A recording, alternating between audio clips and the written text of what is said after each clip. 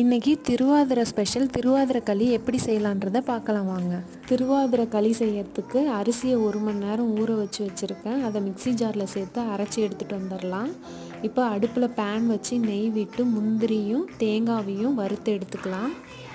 அரிசியை அரைச்சி எடுத்துகிட்டு வந்துட்டேன். அரிசி அரைக்கக்குள்ளாரையே ஏலக்காவையும் சேர்த்து அரைச்சாச்சு. இப்போ அடிகனமான பாத்திரத்தில் தண்ணி வச்சுக்கலாம். 1 கப் அரிசிக்கு 2 கப் அளவுக்கு தண்ணி வச்சுக்கிறேன். தண்ணி நல்லா சூடாகி நல்லா கொதித்து வந்ததும் அரைச்சி வச்ச மாவை கொதிக்கிற தண்ணியில் சேர்த்து நல்லா கைவிடாமல் கலந்து விடுங்க.